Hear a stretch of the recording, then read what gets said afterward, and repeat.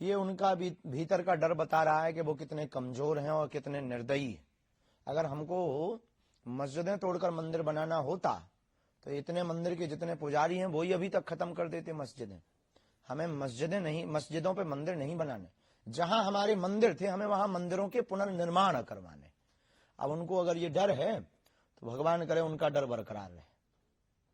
जी, एक सवाल और है सीए एनआरसी को लेकर के कि इस देश में सीए लागू हो, कुछ लोग इसका विरोध करते हैं। एक तबका कहता है कि उसके खिलाफ है, एक विशेष धर्म के खिलाफ है। विशेष धर्म के खिलाफ नहीं है, इसमें बहुत न्याय प्रणाली के साथ सीए का प्रयोग है।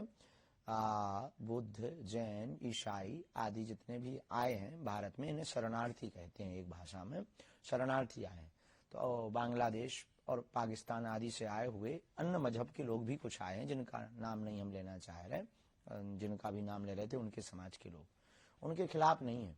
पर उनके लिए एक बहुत सुंदर तर्क है कि तुम अपना देश छोड़ के क्यों आए, क्या आवश्यकता थी? भाई हमारे घर में भोजन भाजन की बढ़िया व्यवस्था होगी तो हम पड़ोसी के घर क्यों डेरा डालेंगे?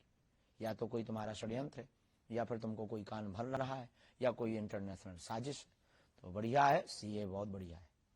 शास्त्री जी, एक राजनीतिक सवाल है, क्योंकि 2024 में लोकसभा के चुनाव भी होने हैं, राम मंदिर का निर्माण हो रहा है, ये आकलन है कि इसका प्रभाव भी रहेगा लोकसभा के चुनाव पे।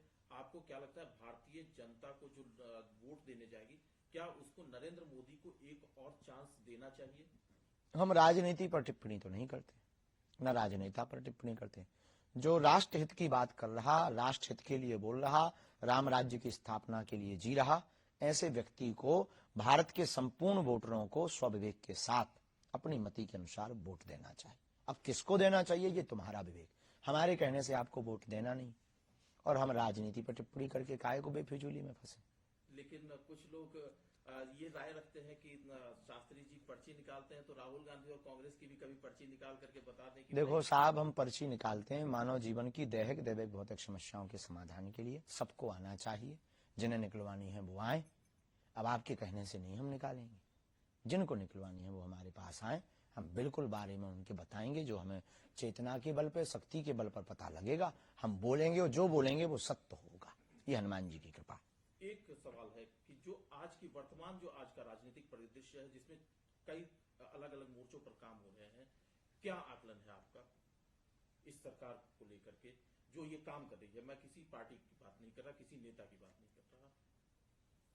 इस पर अभी हम कुछ कह नहीं सकते जी, एक सवाल आखिरी है, चूंकि राम अयोध्या में आ रहे हैं, अपने भवन में जा रहे हैं, राम राज्य को लेकर के कि राम राज्य की स्थापना कैसे हो, सिर्फ राम के आने से राम राज्य की स्थापना नहीं होगी, क्या संदेश देना चाहेंगे आप?